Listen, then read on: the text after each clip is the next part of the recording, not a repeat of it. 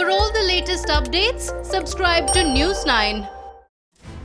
Indian Navy's longest-serving aircraft carrier, Virat, is stationed at shipbreaking yard in Alang of Gujarat, and its dismantling process is likely to begin soon. But a Mumbai-based company is making last-minute efforts to save the warship from being dismantled and to convert it into a museum. Mumbai-based company is trying to procure NOC from the Ministry of Defence to convert the warship into a museum. Shri Ram Group chairman Mukesh Patel, who currently owns the ship, says that it would be wrong if they sell the warship to another company without an NOC. Government of India का हमको NOC चाहिए क्योंकि हमने scrap में खरीदा है। कल को स्क्रैप का हुआ म्यूजियम में देंगे तो कल को एलिगेशन हो जाएगा टेंडर स्क्रैप का था और म्यूजियम में बेच दिया।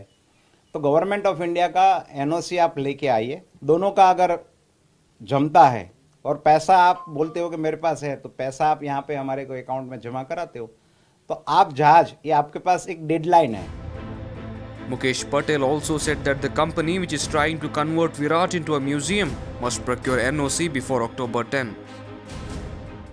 वो अप्रोच किए थे तो हमने बोला कि ये सुझाव अच्छा है, देश की ये धरोहर है और हिस्टोरिकल है, तो अगर आप लेना चाहे तो आप ले सकते हैं। जो अभी स्टेटस है, आज सुबह ही उन्होंने बताया कि भारत सरकार में हमने डिफेंस में अप्रोच किया है और वो सर्टन कंडीशंस कह रहे हैं कि भाई कलर ऐसा होना चाहिए, यहाँ पे क्लब वगैरह ना होना चाहिए, जो भी नेवी के नॉर्म्स के हिसाब से।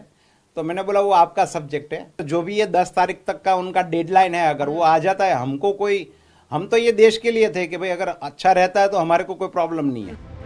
Warship Virat was decommissioned from the Indian Navy in 2017.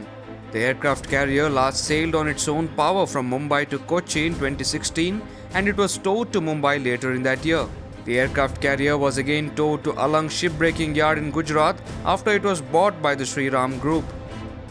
जहाज ये बंद था तो हमको टोइंग करके उसको बॉम्बे नेवल यार्ड से यहाँ पे अलंग शिप ब्रेकिंग यार्ड में हमारे यार्ड पे जो श्रीराम ग्रुप का यार्ड पे वहाँ पे लाए। उसमें हम हमारे जो इंफ्रास्ट्रक्चर से विंचेस या वायर जो भी जरूरी है उससे हम पुल आउट करेंगे, पुल आउट करके एकदम उसको किनारे पे ले आएंगे।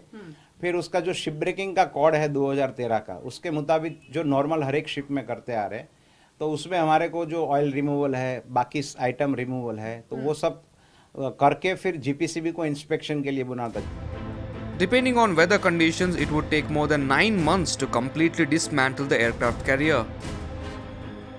उसके बाद हमको परमिशन मिलती है कटिंग की, तो ये कटिंग करने में कम से कम सब्जेक्ट टू जहाज कितना जल्दी दूर आता है, 9 से 12 महीने का समय लग सकता है। INS Virat has completed 30 years in the Indian Navy and it had earlier served in the British Navy as HMS Hermes from 1959 to 1984. INS Virat has sailed 11 lakh kilometers, which is enough to travel the globe 27 times. Virat is the second Indian Navy aircraft carrier that is being sent to the scrapyard after INS Vikrant. INS Virat has participated in several active operations like Operation Jupiter in July 1989 and Operation Parakram in 2001 and 2002.